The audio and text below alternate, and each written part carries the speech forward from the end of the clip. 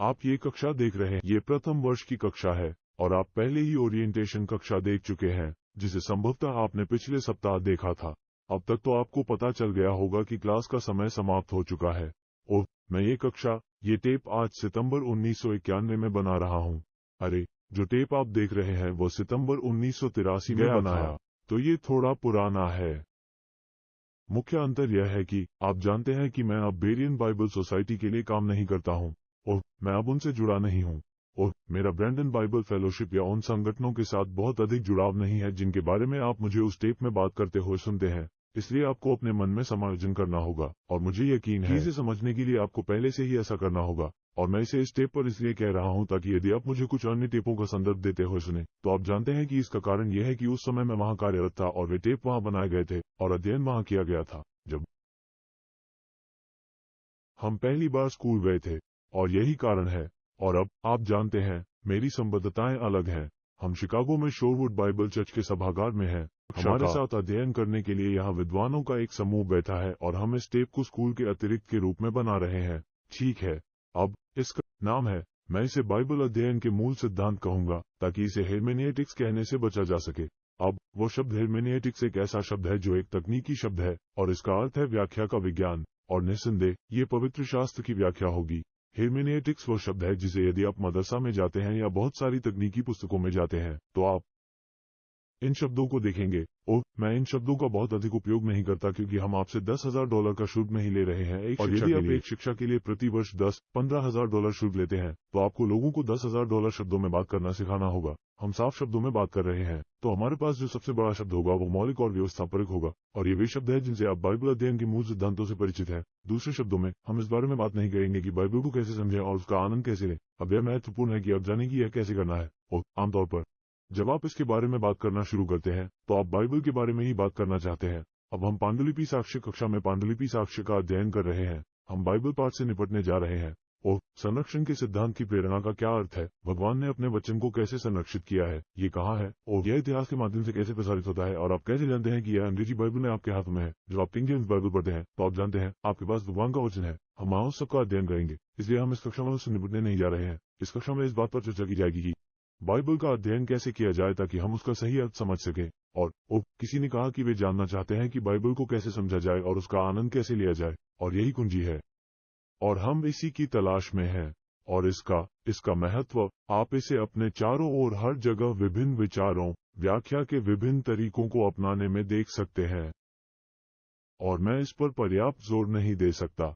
व्याख्या की विभिन्न विधियों का उपयोग करना, यही वो जगह है जहां विभिन्न सिद्धांतों के बारे में ईसाई जगत में सभी अलग अलग विचार मौजूद हैं। ईसाई धर्म के प्रत्येक सिद्धांत के बारे में कम से कम 50 अलग अलग विचार हैं। तो फिर इतने अलग अलग विचार कैसे सामने आते हैं?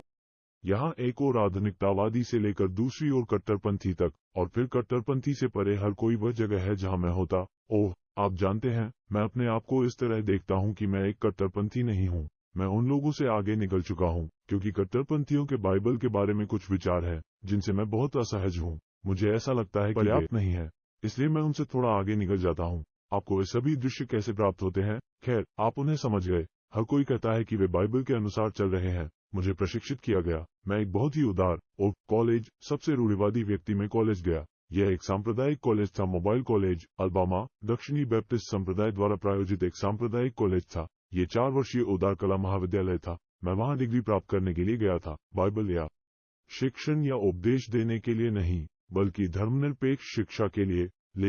लेकिन और यह एक ईसाई संप्रदाय द्वारा प्रायोजित था, और परिसर में सबसे रूढ़िवादी व्यक्ति एक नव रूढ़िवादी था जो मेरे लिए काफी उदार है।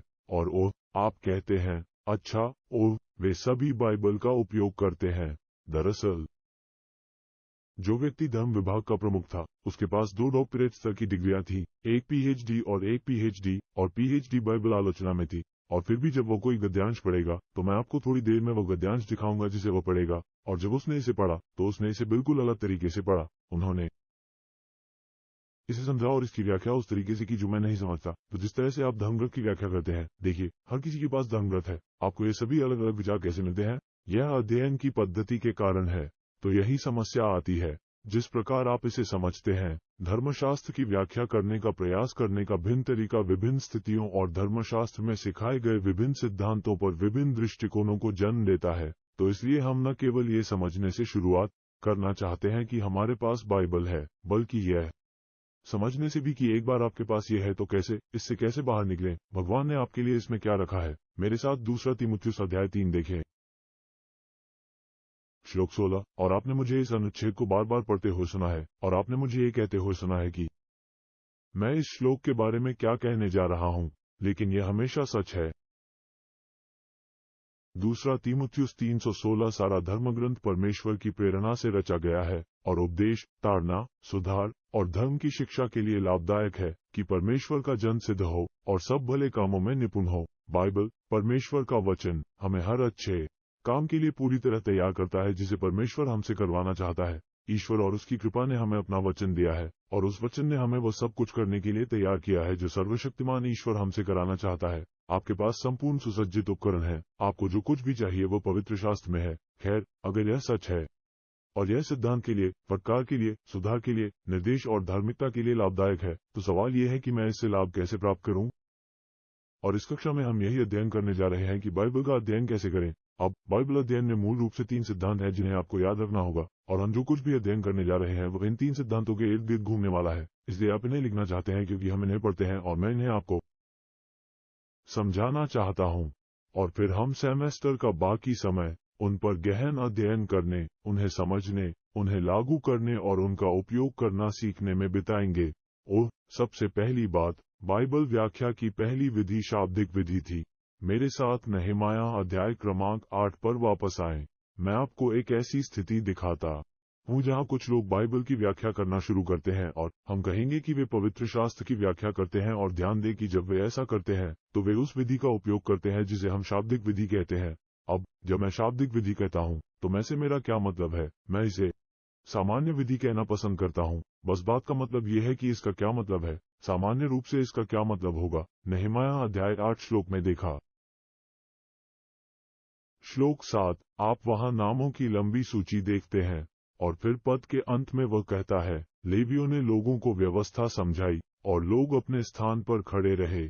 इस प्रकार उन्होंने व्यवस्था की पुस्तक का 8वां पद स्पष्ट रूप से पढ़ा, अर्थात उन्होंने एक एक शब्द को अलग अलग कर दिया, इसलिए हर कोई समझ गया कि क्या कहा जा रहा था, और फिर उन्होंने अर्थ दिया और उन्हें पढ़ने को समझने में मदद की। जब वे वहां खड़े हुए और इन लोगों को परमेश्वर का वचन सुनाया, तो प्रत्येक शब्द महत्वपूर्ण था, इसलिए वे चाहते थे कि वे हर शब्द सुने, और फिर उन्होंने उन्हें समझ दी। उन्होंने उन्हें शब्दों का अर्थ बताया। दूसरे शब्दों में, जब वे उस चीज को पढ़ते हैं तो वे बस ये कहते हैं कि उन्होंने वास्तव में उनके लिए इसकी व्याख्या की है। उन्होंने वस्तुतः उन्हें बताया, यह वही है जो ये कहता है, यह वस्तुतः वही है जो ये है, और यही हम इसे शाब्दिक व्याख्या कहते हैं। दूसरे शब्दों में, आप शब्दों को बस उनका स्वाभाविक अर्थ देते हैं। यहाँ तक कि जब भाषण के एक अलंकार का उपयोग किया जाता है, आप इसे केवल प्राकृतिक अर्थ देते हैं, कि यह मेरे साथ आया है। उदाहरण के लिए, मैं आपको कुछ उदाहरण दूंगा। मैथ्यू अध्याय 16 पर आएं, और इसे इस समय व्याकरणिक ऐतिहासिक पद्धति कहा जाता है। व्याकरणिक ऐतिहासिक विधि। अब जैसा कि मैंने कहा, बात यह है कि हम जिस बारे में बात कर रहे हैं वो ये है कि आप पृष्ठ पर शब्दों को कैसे पढ़ते हैं। और यहाँ 2 परस्पर विरोधी दृष्टिकोण हैं। वहाँ वह है जिसे शाब्दिक विधि छंद कहा जाता है, रूपक विधि, और एक रूपक है। ये शाब्दिक है। बस शब्दों को अर्थ दें कि उनके पास रूपक विधि है। एक रहस्यमय प्रकार की चीज है। मैं इसे रहस्यमय के रूप में संदर्भित करूंगा, और यह शब्दों का सामान्य अर्थ है। यदि आप एक अनुच्छेद पढ़ते हैं और जिस तरह से शब्दों का सामान्य रूप से वही मतलब होता है जो वे आपके लिए सामान्य रूप से मतलब रखते हैं, इसे रूपक विधि ही रहने दें। कभी कभी इसे कहा जाता है, वे अंशों को आध्यात्मिक बनाते हैं। श्रीमान हारा कहा करते थे, लोग धर्मग्रंथों का आध्यात्मिकरण करते हैं क्योंकि उनके पास आध्यात्मिक आंखें नहीं हैं, इसलिए वे आध्यात्मिक झूठ बोलते हैं, और यह उस तरह की चीजों को नीचे गिराने का एक तरीका है। ये संघर्ष है। और आपको ये समझ में आ गया है कि इनका अध्ययन करने के दो तरीके, ये मूल रूप से दो तरीके हैं जिनसे ईश्वर के वचन का अध्ययन पूरी ईसाईगत द्वारा किया जाता है। या तो इसका शाब्दिक अध्ययन किया जाता है या इसका रूपक रूप से अध्ययन किया जाता है। जब आप इसका शाब्दिक अध्ययन करेंगे तो आप भी इसे उसी तरह से अध्ययन करेंगे जैसे हम करते हैं, और अंततः आप कट्टरपंथी बन जाएंगे। आप बाइबल पर विश्वास करने वाले बन जाएंगे। जब आप इसका रूपकात्मक रूप से अध्ययन करते हैं तो आप एक रोमन कैथोलिक बन जाते हैं, या आप प्रोटेस्टेंट से सहानुभूति रखने वाले रोमन कैथोलिक बन जाते हैं। आप अंततः उदारवादी या आधुनिकतावादी बन जाएंगे। और अधिकांश ईसाईगत बाइबल का अध्ययन इस तरह से नहीं करता है। यही कारण है कि जब सिद्धांत की बात आती है तो अधिकांश ईसाई जगत असमंजस में पड़ जाता है। अब आप जिस रास्ते पर जाना चाहते हैं वो इस प्रकार है। तुम्हें एक दृष्टांत दे, मत्ती 16 पद 18, और मैं तुझसे कहता हूँ कि तू पतरस है, और इस चट्टान पर मैं अपना गिरजा बनाऊंगा, और नरक के द्वार उस पर प्रबल न होंगे। अब जब वो कहता है कि नरक के फाटक उस पर प्रबल न होंगे, क्या ऐसा कोई कारण है कि आप उस अनुच्छेद को उसके कहे अनुसार नहीं ले सकते? नरक में द्वार है। मुझे कोई कारण नहीं पता कि आप ऐसा नहीं कर सकते। आपने कभी रहस्योद्घाटन अध्याय 1 श्लोक 18 में पढ़ा है जहां यीशु ने प्रभु यीशु मसीह के बारे में कहा है कि उसके पास मृत्यु और नरक की कुंजियां हैं। ठीक है, यदि नरक में एक द्वार है तो आप एक चाबी के साथ क्या करेंगे? आप द्वार खोल सकते हैं, है ना? क्या आपने कभी पहले पत्रस अध्याय 3 में पढ़ा है जहां इसे जेल कहा जाता है? वो जेल में बंद आत्माओं को उपदेश देने गया। जेल में आपके दरवाजों और खिड़कियों पर क्या है? ताले और सलाखें। यही कारण है कि योना अध्याय 2 नरक की सलाखों के बारे में बात करता है। आप देखते हैं, और इसकी व्याख्या करने का मानक तरीका यह है कि शब्द द्वार शक्ति का वर्णन करने वाला एक अलंकार है, और इसलिए आप इसे आध्यात्मिक बनाते हैं और कहते हैं कि नरक की शक्तियां इस पर विजय नहीं पा सकती हैं।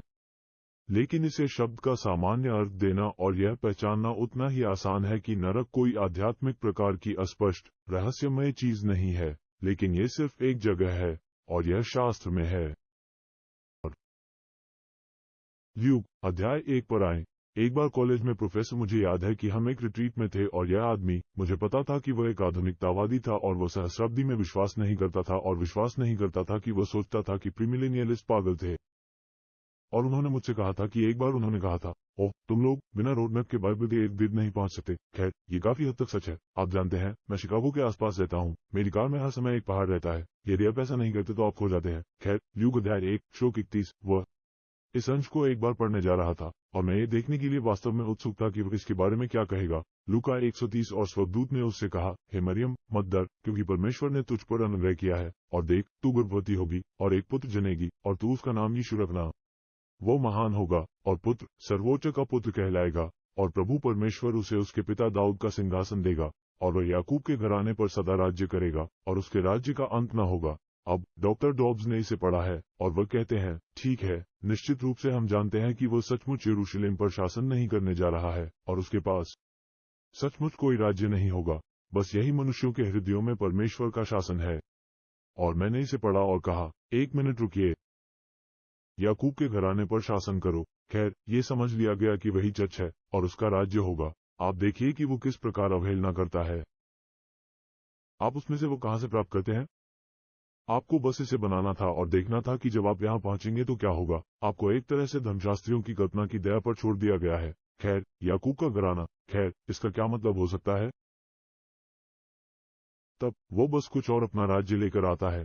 खैर, यह ऐसा नहीं है। ये पृथ्वी पर कोई शाब्दिक साम्राज्य नहीं है जैसी वहां के लोगों को उम्मीद थी।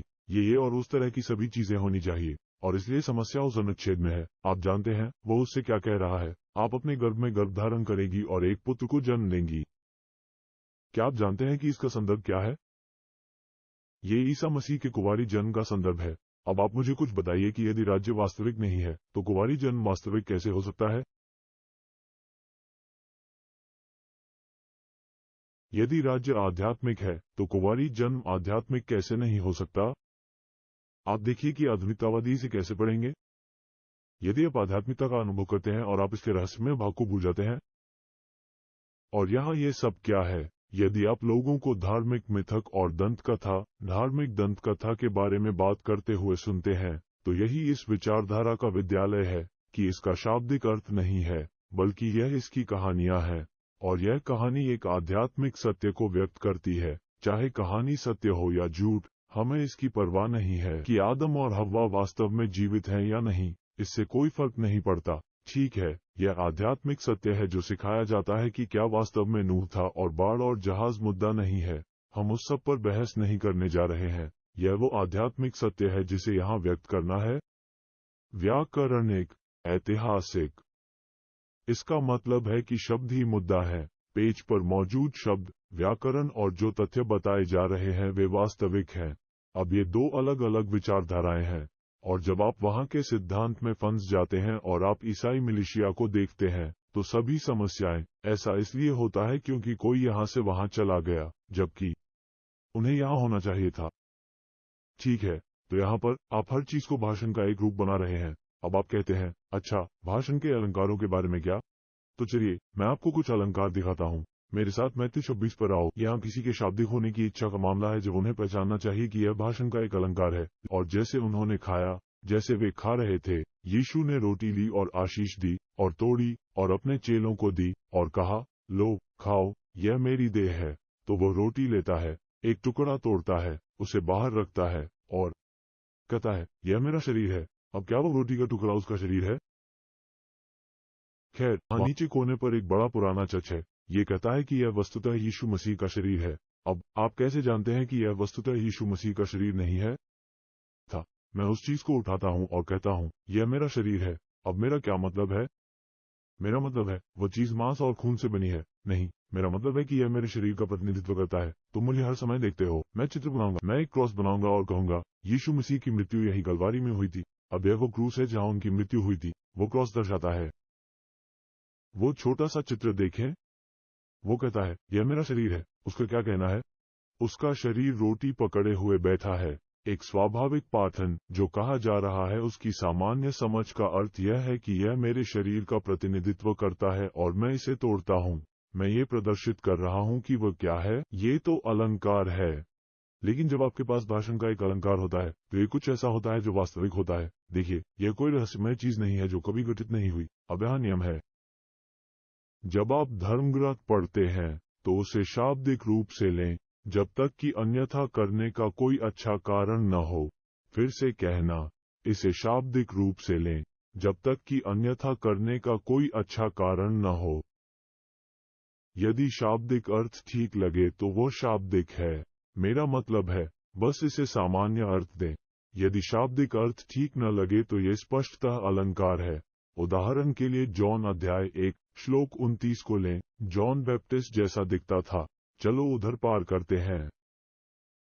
वो यीशु को देखता है और कहता है, देखो, ये परमेश्वर का मेमना है जो जगत का पाप उठा ले जाता है। वह यीशु मसीह था, एक 4 पैरों वाला ऊनी सामंत, काला मेमना। अब वो 2 पैरों वाला आदमी है। वो एक यहूदी था। लेकिन क्या वो परमेश्वर का मेमना था? क्या वो पाप के लिए बलिदान था? जरूर। तो आप देख सकते हैं, अलंकारों और अलंकारिक भाषा के बारे में नियम ये है कि जब कभी भी किसी अलंकार का प्रयोग किया जाता है तो उसके साथ एक शाब्दिक समानता होती है। एक प्रकार, एक अलंकार जैसे कि परमेश्वर का मेमना, यह एक शाब्दिक प्रकार है जिसे आप समझते हैं। यह एक शाब्दिक सत्य है। ये कुछ वास्तविक है जो इसमें निहित है, और हमेशा ये शाब्दिक समानांतर अस्तित्व में रहता है। कई बार यदि आप मेरे साथ होशे जाते हैं तो कभी कभी आप जानते हैं, लोग बाइबल का शाब्दिक रूप से होशे 1210 का अध्ययन करने के बारे में बात करते हैं और वे भूल जाते हैं कि बाइबल भाषण के अलंकारों से भरी हुई है। वास्तव में बाइबल बस एक है। यह आंकड़ों का, भाषण का एक समूह है। लेकिन बाइबल में वर्णित अलंकारों के आधार पर यहाँ सब कुछ रहस्यमय और व्याख्यात्मक बना देना उचित नहीं है। हम हर समय अलंकारिक भाषा का प्रयोग करते हैं। मैं इसे लगातार करता हूँ। खैर, इसका मतलब यह नहीं है कि यह वास्तविक नहीं है। इसका मतलब यह नहीं है कि इसमें कोई छिपा हुआ अर्थ है कि आपको यहाँ आकर इसकी भरपाई करनी है। इसका मतलब सिर्फ इतना है कि आप इसे शाब्दिक रूप से लें, और जब ये स्पष्ट रूप से एक अलंकार है तो वहाँ कुछ समानांतर बात व्यक्त की जा रही है। होशे 1210 मैंने भविष्यवक्ताओं से भी बात की है, और मैंने भविष्यवक्ताओं के मंत्रालय द्वारा अनेकों दर्शन देखे हैं और उपमाओं का उपयोग किया है। अब ध्यान दे, भगवान कहते हैं, मैंने समानता का उपयोग किया है। अब समानता एक तुलना या समानता है, और वास्तव में हमारे भाषण में एक समानता एक तुलना है। एक रूपक के रूप में या जैसा का उपयोग करना एक ऐसी तुलना है जिसमें समान या जैसा का उपयोग नहीं किया जाता है। और भगवान ने कहा, मैंने भविष्यवक्ताओं की उपमा से मंत्रालय को कई गुना बढ़ा दिया है। मैंने इन चीजों का उपयोग किया है और इनका उद्देश्य सत्य को व्यक्त करना है। वह कहते हैं, ये बात आप यही समझिए। आप कहते हैं, हाँ मैं ये बात समझता हूँ। वह कहता है, ठीक है, यहाँ एक आध्यात्मिक सत्य है जो बिल्कुल इस तरह है। ये भौतिक चीज, आप समझ सकते हैं कि यदि आप इस भौतिक चीज को, इसके काम करने के तरीके को, इसके दृष्टांत को समझ सकते हैं, तो यह आध्यात्मिक चीज भी ठीक इसके समान ही काम करती है। ठीक है, देखिए, इसका मतलब यह नहीं है कि आध्यात्मिक चीज वास्तविक नहीं है। इसका ये चीज का आध्यात्मिक सत्य, वे दोनों वास्तविक हैं। वो एक का प्रयोग आपको दूसरे को समझने में मदद करने के लिए कर रहा है। यह व्यवसाय नहीं है कि आप आते जाते बातें बनाते रहें। ये शब्दों के शाब्दिक सामान्य अर्थ का उपयोग कर रहा है और चीजों को सामान्य होने दे रहा है। अब मैं इन सब बातों पर इसलिए जोर दे रहा हूं क्योंकि यहाँ का यह व्यवसाय, जैसा कि मध्य पूर्व में बैठे एक व्यक्ति ने कहा, सभी बाइबलों की जननी है। यहाँ पर यह चीज पर घृणा की जननी है, और यदि आप इसके इतिहास को समझते हैं तो व्याख्या की रूपक पद्धति फिलो नाम के एक यहूदी व्यक्ति से आती है, और फिलो ने ग्रीक दर्शन को लेने और इसे पुराने नियम के यहूदी धर्मग्रंथों के साथ एकजुट करने का प्रयास किया। इसे चर्च के इतिहास में व्यक्ति द्वारा मूल के नाम से उठाया गया था। अब सभी खातों द्वारा सभी रैंकों से उत्पत्ति एक विधर्मी है। वास्तव में मूल स्थान एक अच्छा रसेलाइट नहीं बना सकता। वह यहोवा के साक्षियों के विश्वास का लगभग 2 तिहाई विश्वास करता था। वो वही मानता था जो यहोवा साक्षी मसीह के ईश्वरत्व के बारे में मानता था। वो वही मानता है जो एक यहोवा का साक्षी बचाए जाने पर विश्वास करता है। उनका मानना था कि यहोवा का साक्षी नरक के बारे में जो मानता है, मेरा मतलब है कि वो एक अच्छा है। वो अच्छे यहोवा के गवाह की तरह एक अच्छा रसेल होगा, लेकिन वह एक अच्छा ईसाई नहीं होगा। और फिर भी यही यह व्यक्ति चर्च के इतिहास में सबसे प्रसिद्ध लोगों में से एक है। आरंभिक चर्च में 2री-3री शताब्दी में यह व्यक्ति यही व्याख्या कि उस पद्धति का आधार है जो आज ईसाईजगत में व्याख्या की मूल पद्धति है। ऑगस्टीन। कभी कभी लोगों ने, ऑगस्टीन ने कहा, यह मूल से ऑगस्टीन तक आता है। अब वहां एक ऐसा शहर है जिसे आपको अलेक्जेंड्रिया को याद रखना होगा। अलेक्जेंड्रिया मिस्र में है, और अलेक्जेंड्रिया मिस्र वह जगह है जहां से यह सामान आता है। अलेक्जेंड्रिया मिस्र में महान पुस्तकालय और वहां की महान गतिविधि, यही इस चीज की जड़ें हैं। ठीक है, अब यह आपको क्या बताता है? क्या बाइबल में मिस्र का कोई प्रकार बताया गया है? कक्षा से थोड़ी रोशनी। दुनिया। ठीक है, यहाँ का यह व्यवसाय उसी शहर से जुड़ा हुआ है। जब हम पांडुलिपि साक्ष्य का अध्ययन कर रहे हैं तो आप यहाँ ये चीजें देखेंगे। आना, आप इस व्यक्ति को यही पहले बाइबल चरित्र या परमेश्वर के वचन के पहले प्रदूषक के रूप में देखेंगे। वह न केवल व्याख्या का एक गलत तरीका विकसित करता है और इसे ईसाईजगत में पेश करता है, बल्कि वो परमेश्वर के वचन के भ्रष्टाचारों को भी विकसित करता है जो आज उपलब्ध हैं और आधुनिक मनुष्य और नए अंतर्राष्ट्रीय संस्करण। और इनके लिए अच्छी खबर है, अन्य संस्करण जो यहाँ आते हैं और छंदों को छोड़ देते हैं, छंदों को जोड़ते हैं और आसपास की चीजों को बदल देते हैं, और वो उस चीज का स्रोत है। तो यह सामान यहाँ वापस आने वाले सभी भ्रष्टाचार का एक स्रोत है। यहाँ पर मौजूद इस चीज में पहली सदी का गवाह भी था, और मैं अपने साथ वो इतिहास की किताब लाना भूल गया जिसे मैं पढ़ने जा रहा था। लेकिन इतिहासकारों के अनुसार एंटियोक का एक शहर है जहां अलेक्जेंड्रिया की व्याख्या का विरोधी स्कूल है। एंटियोक में बाइबल पाठ का भी विरोध है। अब आप अंताकिया के बारे में क्या जानते हैं? क्या आपको याद है कि प्रेरित पौलुस प्रेरितों के काम 11 में अंताकिया में चर्च की स्थापना में कौन शामिल था?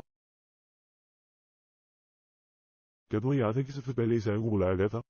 शिष्यों को पहले ईसाई कहा गया। अधिनियम 13 में अंताकिया में यह अंताकिया का चर्च है जो पौल को बाहर भेजता है। वह वापस जाता है और अपने पूरे मंत्रालय के दौरान एंटियोक को रिपोर्ट करता है जो उसका मुख्यालय है। यदि आप बाइबल और ऐसे लोगों को ढूंढने जाना चाहें जो बाइबल को समझना और उसकी व्याख्या करना जानते हो, तो आप कहाँ जाएंगे? क्या तुम मिस्र जाओगे या अंताकिया जाओगे? खैर, अगर मैं होता तो मैं अंताकिया जाता। अब मैं तुम्हें क्या समझ रहा हूँ जो मैंने अभी तुमसे कहा था? मैंने अभी आपको समझाया कि पहली 3 शताब्दियों में चर्च का इतिहास कैसे पढ़ा जाए, और अब तक ऐसा कोई भी चर्च इतिहासकार नहीं हुआ जो ये कह सके कि यह एक सही पद्धति थी या यह व्याख्या की एक पक्षपातपूर्ण पद्धति थी, और उस पर मैं कहूंगा आप सही हैं। समस्या सिर्फ एक अच्छे पक्षपाती फिलिप शेफ की है। जब वो अपने चर्च का इतिहास लिखते हैं तो वो एक पक्षपाती तरीके से लिखते हैं। वो चर्च के इतिहास पर महान प्राधिकारी एनसाइक्लोपीडिया ब्रिटानिका है, लेकिन वह ठीक उसी पूर्वाग्रह से लिखते हैं। हम बस इसी से लिखते हैं। हाँ मैम, यहाँ यह उलटफेर किस कारण से हुआ? ये लोग एकीकरण की कोशिश कर रहे हैं। वे ग्रीक दर्शन के साथ धर्मग्रंथ की समझ रखते हैं।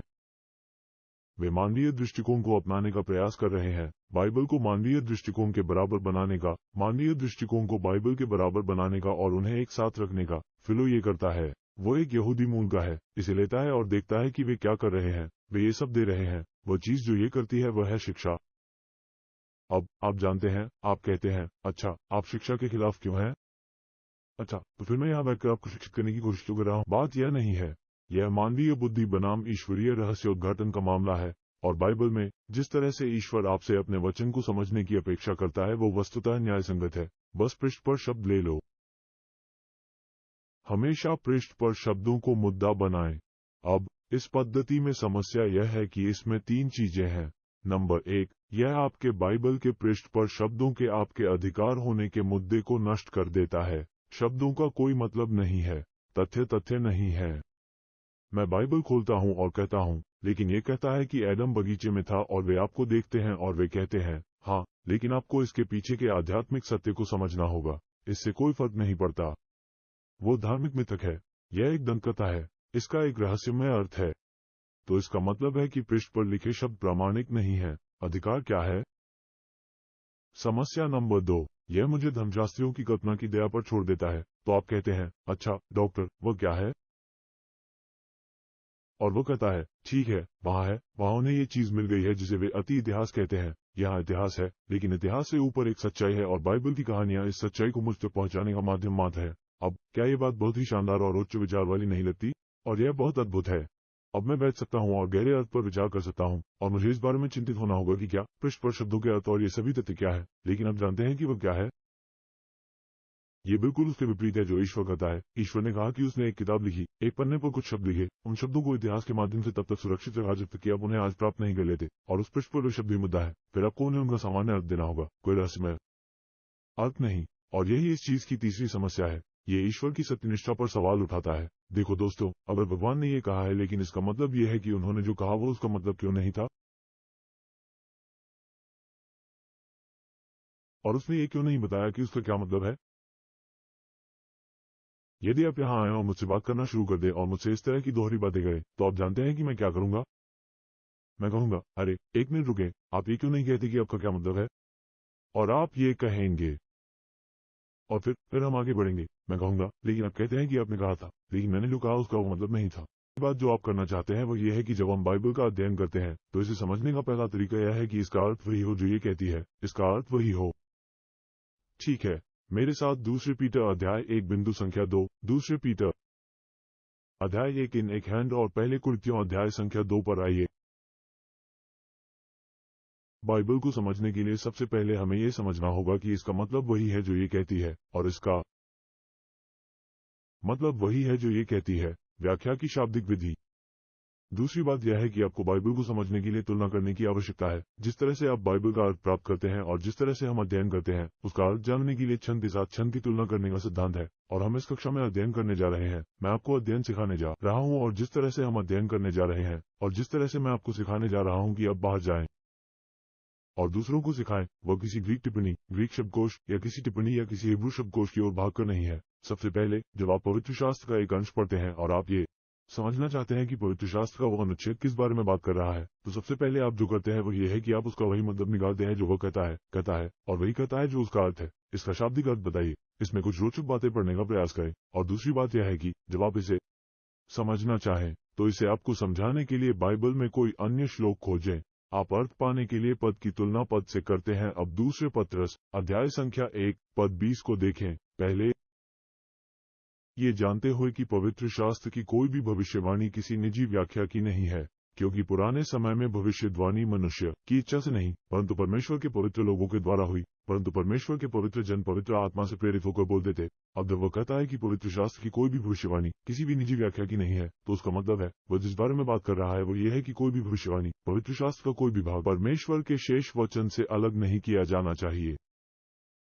ठीक है, एक पद परमेश्वर के संपूर्ण वचन का एक भाग है, इसलिए आप यहाँ एक श्लोक को अलग न करें और इसे पढ़ें और प्रयास करें। लोग जो करते हैं वो ये है कि वे उस श्लोक को पढ़ते हैं और कहते हैं, बेटा, इसे समझने के लिए मुझे इसमें बहुत गहराई तक जाना होगा और व्याकरण और वाक्य विन्यास और इन सब चीजों में जाना होगा। और महत्वपूर्ण बात यह है कि इसमें गहराई तक नहीं जाना है। मुख्य बात यह है कि आप अपने मेल बॉक्स पर खड़े हो जाएं और अपनी मदद के लिए इसके जैसी किसी अन्य चीज की तलाश करें। कविता की तुलना कविता से करें। आपके पास एक श्लोक है जिसे आप नहीं समझते, इस पर प्रकाश डालने के लिए धर्मग्रंथ में कुछ और खोजें। प्रथम कुरिन्थियों, किसी निजी व्याख्या का कोई धर्मग्रंथ नहीं, ये सब परमेश्वर के वचन का एक हिस्सा है। और हम बाद में इस बारे में अध्ययन करने जा रहे हैं कि मोटर संदर्भ से हम किसे सत्य कहेंगे, और आप देखेंगे कि छंदों और चीजों की तुलना करना कैसे सीखें। और इसी तरह आप पवित्र शास्त्र को समझते हैं। आप ग्रीक, सहमति और शब्दकोश की ओर नहीं भागते। पहली बात, आप किसी हिब्रू पुस्तक की ओर नहीं भागते। आप जानते हैं, शब्दों की परिभाषाएं ठीक हैं और एक हद तक सहायक भी हैं, लेकिन यदि आप धर्मशास्त्र को समझना चाहते हैं तो आपको शब्द को समझने के लिए पद्य से पद्य की तुलना करके उसकी व्याख्या करनी होगी। ऐसे पद्य जो आपस में जुड़ते हों और उस पर प्रकाश डालते हों। ठीक है, कोई भी श्लोक अपने आप में खड़ा नहीं होता। ये सामंजस्य क्या करता है? कॉन्कॉर्डेंस एक ऐसी पुस्तक है जिसमें सभी संदर्भ होते हैं। मैं तुम्हें कक्षा के बाद एक दिखाऊंगा। पहला कुरिन्थियों अध्याय 2 श्लोक 13। पहला कुरिन्थियों 2:13। हम भी कौन सी बातें बोलते हैं परमेश्वर की उन चीजों के बारे में बात करते हुए जो हमें दी गई हैं। मैं श्लोक 12 से शुरू करूंगा। अब हमें संसार की आत्मा नहीं परंतु परमेश्वर की ओर से आत्मा मिली है कि हम उन बातों को जानें जो परमेश्वर की ओर से हमें स्वतंत्र रूप से दी गई है। और उन बातों को हम उन शब्दों में नहीं कहते जो मनुष्य की बुद्धि सिखाती है, परंतु जो बातें हम कहते हैं पवित्र आत्मा आध्यात्मिक चीजों की तुलना आध्यात्मिक चीजों से करना सिखाता है। आप इसे इसी तरह से करते हैं। आप इन चीजों की एक साथ तुलना करें। अब ये समझने का तरीका है कि पवित्र शास्त्र में क्या चल रहा है। पवित्र शास्त्र को स्वयं की व्याख्या करने दें, और हम इसी बारे में बात कर रहे हैं। ठीक है, आपको एक उदाहरण दीजिए। डैनियल अध्याय 7 पर वापस आएं। मैं इन बिंदुओं को स्पष्ट करने का प्रयास करने जा रहा हूं, और दृष्टांतों के बारे में सोचना कठिन है क्योंकि कभी कभी आप उनमें फंस जाते हैं। लेकिन मैं सिर्फ उस बिंदु को स्पष्ट करने की कोशिश कर रहा हूं जिस तरह से आप समझते हैं कि डैनियल 7 में छंदों की तुलना करना है पवित्र शास्त्र का एक अंश है। पहले 13 छंद एक भविष्यवाणी है कि डैनियल के पास एक दृष्टि है। वह श्लोक 4 में देखता है एक जानवर जो शेर जैसा है। श्लोक 5 में वह कहता है भालू जैसा एक और जानवर। श्लोक 6 तेंदुए जैसा एक और जानवर। श्लोक 7 एक और जानवर जिसका वो वर्णन भी नहीं कर सकता। और वह नीचे जाता है और वर्णन करता है कि वे जानवर पहले 14 छंदों में क्या करते हैं। अब सवाल ये है कि ये जानवर कौन है? यह एक अच्छा प्रश्न है। खैर, जानवर कौन है? मसीह विरोधी कौन है भाई? ओह ओह प्रचारकों की मानक व्याख्या ये है कि जानवर एक राज्य का प्रतिनिधित्व करता है इत्यादि। श्लोक संख्या 17 को देखें। ये बड़े बड़े पशु जो 4 हैं, वे 4 राजा हैं जो पृथ्वी से उठेंगे। तो फिर क्या है? तो फिर ये जानवर कौन है? राजा तो 4 है ना। आप ये कैसे जानते हैं? श्लोक 7 यही कहता है। श्लोक 1417 कहता है। मैं इसकी व्याख्या कैसे करूं कि जानवर क्या है? उसके बाद मैं लगातार पढ़ता रहा और मुझे एक कविता मिली जिसने मेरे लिए ये किया। अब वो वास्तव में निकट है, इसलिए उसे ढूंढना कठिन नहीं है। इसलिए यदि मैं ये समझना चाहता हूँ कि श्लोक 4 में जानवर क्या है, तो मैं कहता हूँ ठीक है, ये 4 जानवर 4 राजा है। मुझे कैसे पता चलेगा? श्लोक 17 मुझे बताता है कि वे क्या है। आप समझ रहे हैं कि हम यहाँ क्या कर रहे हैं? ये जटिल नहीं है, ये वास्तव में सरल मूर्खतापूर्ण चित्र है। बस आपको ये दिखाने के लिए कि आप इसे किस प्रकार समझते हैं। पद्य की तुलना पद्य से गए, यह सही है। उसी अध्याय में आप छंदों की तुलना कर रहे हैं। मेरे साथ मैथ्यू मार्क अध्याय 16 पर आए। थोड़ा और जटिल हो जाओ। मार्क 16 निशान 16 और एक हाथ। Luke 24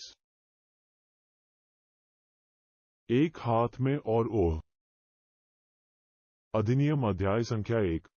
mark 16:16। मुझे माफ करें, मार्क 1615 ल्यूक 2447 और 1:8 कार्य करता है। मैं आपको बता दूं, मैं आपको वे संदर्भ देने का प्रयास करूंगा जिनका हम उपयोग करने जा रहे हैं, ताकि आप उन सभी को लिख सकें और फिर कभी उन्हें खोज सकें। आपके लिए संदर्भों को देखने की तुलना में उन्हें लिखना अधिक महत्वपूर्ण है, और मैं इसे पहचानता हूं क्योंकि यदि आप नोट्स ले रहे हैं तो आप घर जा सकते हैं और उन्हें देख सकते हैं। तो हम मार्क 1615 ल्यूक 2447 और 8 अंक अब मार्क 1615 को देख रहे हैं। और उसने उनसे कहा, तुम सारे संसार में जाओ और हर प्राणी को सुसमाचार प्रचार करो। ठीक है, यीशु अपने शिष्यों को भेजते हैं। पुनरुत्थान के बाद मसीह क्रूस पर मर जाते हैं, वो पुनर्जीवित है। वो अपने शिष्यों के साथ 40 दिन बिताते हैं। वो स्वर्ग में जाने वाला है। पवित्र आत्मा यहाँ आने वाली है और उन्हें वहां जाना है। वो यहाँ स्वर्गारोहण से पहले पुनरुत्थान के बाद के समय में उससे बात कर रहे हैं, और वह कहता है, बाहर जाकर हर प्राणी को सुसमाचार सुनाओ। क्या उन्हें हर किसी को उपदेश देना है? ये तो यही कहता है, सुसमाचार का प्रचार किसको करे? हर प्राणी। इसलिए पहली चीज जो उन्होंने की वो ये थी कि वे बाहर गए और जिस भी गैर यहूदी से वे मिले उसे उपदेश देना शुरू कर दिया। सही। खैर, उस श्लोक से तो आप भी ऐसा ही सोच रहे होंगे, है ना? लेकिन अब ल्यूक 24 को देखें। आप ल्यूक 24 में सिर्फ एक पद नहीं ले सकते। आपके पास कुछ और निर्देश हैं जिन्हें समझने के लिए आपको इसकी तुलना करनी होगी। लूका 2446 उसने उनसे कहा, ये लिखा है और इस प्रकार मसीह को दुख उठाना चाहिए और तीसरे दिन मृतकों में से जी उठना चाहिए और सभी जातियों में पश्चाताप और पापों की क्षमा का प्रचार करना चाहिए। क्या करें? यरूशलेम से आरंभ। ठीक है। फिर एक पादरी कहता है, अब हर किसी के पास जाने का समय आ गया है कि वो उसे हर प्राणी के पास भेज दे। ल्यूक 24 कहता है कि उन्हें यरूशलेम से शुरुआत करनी है। क्या इससे आपको ये समझने में मदद मिलती है कि हर प्राणी तक कैसे जाना है? यदि आप उन दोनों की एक साथ तुलना करें तो क्या आप कुछ समझ पाएंगे कि वे क्या करने के बारे में सोच रहे थे? अध्याय 1 श्लोक 24 पर आएं। वह 47, 44, 47, अध्याय 24 श्लोक 47 ल्यूक 2447 है। शायद कुछ मिल जाए।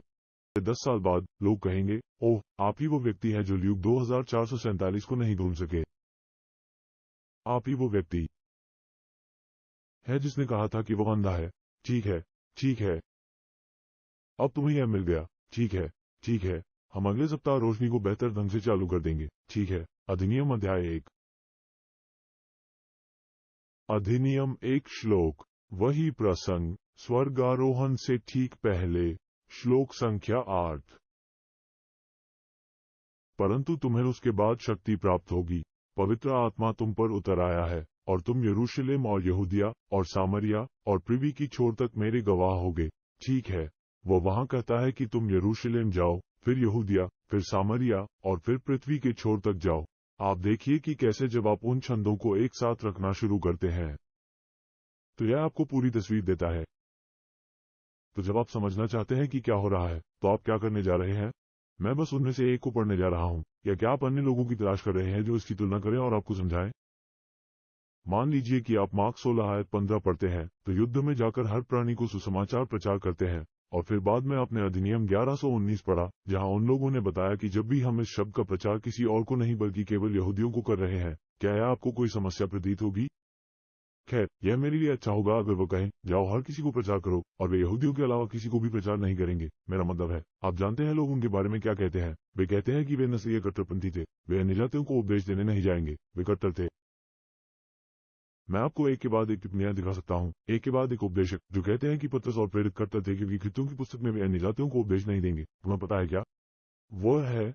यह एक ऐसी विफलता है जिसमें एक पद की दूसरे पद से तुलना करके ये देखने में असफलता मिली कि वे किस समस्या के अंतर्गत काम कर रहे थे। इसमें मार्क 1615 से एक श्लोक लिया गया है और कहा गया है कि बस इतना ही है, तथा यह नहीं देखा गया है कि अन्य यात्रियों द्वारा इसे किस प्रकार संशोधित किया गया और समझाया गया। तो आप इसे समझने, इसे बढ़ाने और अपने लिए समझाने के लिए कविता की तुलना कविता से करना चाहते हैं। ठीक है, तो हम ऐसा बहुत कुछ करने जा रहे हैं। वास्तव में हमारा बाइबल अध्ययन मूलतः इसी विषय पर आधारित होगा। मेरे साथ एक में आओ। तीसरा सिद्धांत नंबर 1 है शाब्दिक विधि, नंबर 2 तुलना विधि है। आप छंद की तुलना छंद से करें, ठीक है। नंबर 3 है व्याख्या की व्यवस्थागत पद्धति, व्यवस्थागत दृष्टिकोण। तो आपके पास 3 बुनियादी सिद्धांत हैं। एक बात यह है कि शब्दों का शाब्दिक अर्थ नहीं है, अलंकारिक नहीं है, शब्दों को सामान्य अर्थ नहीं है, अर्थात उनमें कोई रहस्यमय छिपा हुआ अर्थ नहीं है। बस बाइबल को ये बताने दीजिए कि उसका क्या अर्थ है और वह क्या कहती है। फिर आप पवित्र शास्त्र को समझने के लिए एक पद की तुलना एक पद से करना चाहते हैं। आप चाहते हैं कि बाइबल स्वयं उसकी व्याख्या करे। और तीसरा सिद्धांत सत्य के शब्द को सही ढंग से विभाजित करने का सिद्धांत है। दूसरा तीमुथियुस अध्याय 2। दूसरा तीमुथियुस। अब आपकी बाइबल में एकमात्र पद जो आपको बाइबल का अध्ययन करने के लिए कहता है वह यही है। ऐसे श्लोक हैं जो कहते हैं इस पर ध्यान करो, श्लोक है जो कहते हैं इसे खोजो, श्लोक है जो कहते हैं इसे अपने हृदय में छिपाओ। यहाँ एक श्लोक है जो कहता है कि इसका अध्ययन करो और यह आपको बताएगा कि इसका अध्ययन कैसे करना है। अब ये हेरमेनेटिक्स, बाइबल हेरमेनेटिक्स की मूल विधि है। अब मुझे समझ आई। इसे अक्षरशः लें। छंदों की तुलना करें। अब हम कैसे जा रहे हैं? हम क्या कर रहे हैं? जब हम इसे शाब्दिक रूप से लेते हैं और हम छंदों की तुलना करते हैं तो वो रूपरेखा क्या है जिसमें हम इसे करने जा रहे हैं? दूसरा तीमुथियुस 2:15 अपने आप को परमेश्वर का स्वीकृत ऐसा काम करने वाला दिखाने के लिए अध्ययन करें जिसे लज्जित होने की आवश्यकता नहीं है, जो सत्य के वचन को सही ढंग से बांटता है।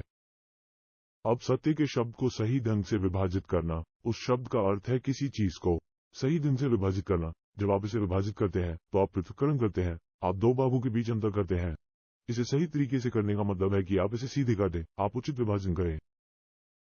आपको उन चीजों को पहचानना होगा जो पवित्र शास्त्र में भिन्न है।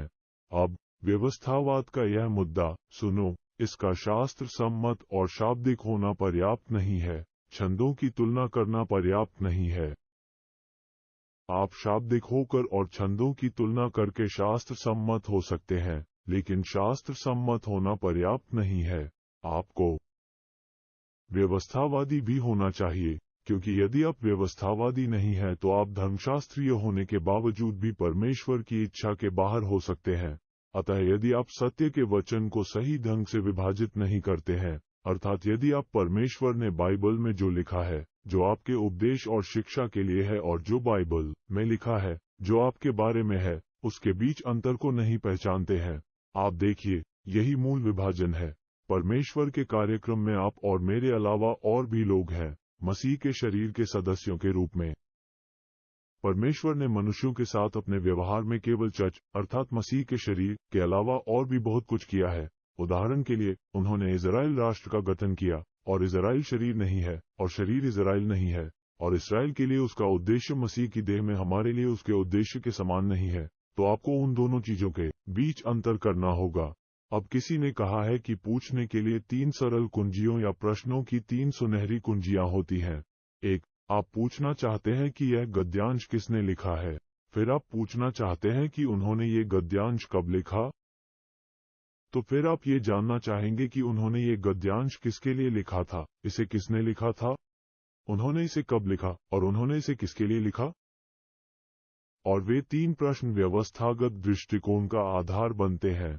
अब मैं आपको बताने जा रहा हूं, बाइबल अध्ययन की व्यवस्थागत पद्धति का पालन करने में विफलता ही सभी भ्रमों का स्रोत है। इसलिए भ्रम को दूर करने का उपाय ये सीखना है कि शब्द को सही ढंग से कैसे विभाजित किया जाए। ये बात मुझे बहुत सरल लगती है। सरल की अधिकांश लोग सोचते हैं कि मैं पागल हूं, लेकिन ये कुंजी है। परिभाषा के अनुसार एक व्यवस्था आपको इसे लिखने की अनुमति देती है। व्यवस्था एक विशेष कार्यक्रम है जिसे ईश्वर प्रशासित या परिभाषित करता है। वितरण एक विशेष कार्यक्रम, निर्देशों का एक विशेष सेट है। यदि आप इसे इस तरह से कहना चाहते हैं कि ईश्वर प्रशासन या वितरण करता है। अब डिस्पेंसेशन शब्द का सीधा सा मतलब है कि आप जानते हैं कि डिस्पेंसरी क्या है। आप जानते हैं कि कुछ देने का क्या मतलब होता है। यदि आप क्रिया को बांटना चाहते हैं और उससे एक संज्ञा बनाते हैं, तो ये क्रिया है। यह वह है जो वितरित किया जाता है। वितरण का अर्थ है कुछ सौंपना, लोगों को देना। अस्पताल में औषधालय वो स्थान है जहाँ चिकित्सा आपूर्तियां दी जाती हैं। ठीक है, खैर, व्यवस्था वो है जो भगवान देता है। एक और शब्द जिससे हम वास्तव में परिचित हैं। हम अब डिस्पेंसेशन शब्द का अधिक उपयोग नहीं करते। ये बाइबल का एक अच्छा शब्द है। लेकिन ओह, आप जानते हैं, रोमन कैथोलिक भगवान की चीजों के खिलाफ बुराई की शैतानी नीति अद्भुत है। कैथोलिक डिस्पेंसेशन शब्द का उपयोग भोग के अर्थ में करते हैं, कुछ ऐसा जिसे हम आपको छुटकारा पाने के लिए देते हैं, आप जानते हैं, ताकि आप बाहर जा सके और जो कुछ भी आप करना चाहते हैं वो कर सके और इससे किसी को कोई फर्क नहीं पड़ता। हम आपको ये भोग देंगे और आप हमें इतना पैसा देंगे, आप जाए। ठीक है, यह वही है जो आप जानते हैं। वे सभी प्रकार के बाइबल शब्द हैं जो बुराई की शैतानी नीति के साथ आए हैं और उपयोग किए गए हैं और बनाए गए हैं। ओह, वो शिष्य जिसे यीशु प्रेम करता था, उसके मुंह से बुरे शब्द निकले। उसका क्या नाम था? जॉन। अब दुनिया ने जॉन शब्द से सचमुच एक दिलचस्प चीज बना ली है ना? उन्होंने इससे एक शौचालय बनाया। आपके कहने से ऐसा नहीं हुआ। अच्छा अच्छा अच्छा अच्छा अच्छा, वो सब जो आप चाहते हैं, लेकिन मैं तुमसे कहता हूँ, तुम्हें उसका अध्ययन करना होगा और आप इसके बारे में सोचते हैं और आप सोच में पड़ जाते हैं। खैर, यह नहीं है, इसमें कोई आश्चर्य नहीं कि उन्होंने इस शब्द को डिस्पेंसेशन शब्द के रूप में लिया और इसका मजाक उड़ाया। अब अगले सप्ताह हम व्यवस्था का अध्ययन शुरू करने जा रहे हैं और पवित्र शास्त्र व्यवस्था का अध्ययन कैसे करें, और हम बाइबल हमें सिखाएंगे कि यह कैसे करना है। लेकिन अगली बार इसमें शामिल होने के लिए हम इसे बचाकर रखेंगे। ये 3 चीजें बाइबल का अध्ययन करने के मूल तरीके हैं। नंबर 1, हम बस इसे देने जा रहे हैं। हम इसे पढ़ेंगे और इसे वही कहने देंगे जो ये कहता है। नंबर 2, हम इसे समझने के लिए पद्य की तुलना पद्य से करने जा रहे हैं। और नंबर 3, हम इसे सही ढंग से विभाजित करने जा रहे हैं। हम पवित्र शास्त्र में उन चीजों को पहचानने जा रहे हैं जिन्हें परमेश्वर ने अलग अलग समय पर किया है। हम उन चीजों को पहचानने जा रहे हैं जो भिन्न हैं। हम विभिन्न कार्यक्रमों के बीच अंतर करने जा रहे हैं। ठीक है, ये 3 सिद्धांत परमेश्वर के वचन को समझने और उसका आनंद लेने का आधार है, और बाकी हर चीज जिसके बारे में हम आपसे बात करने जा रहे हैं वो केवल उन 3 बुनियादी सिद्धांतों को समझाने की कोशिश होगी। ठीक है, क्या आपका कोई प्रश्न है?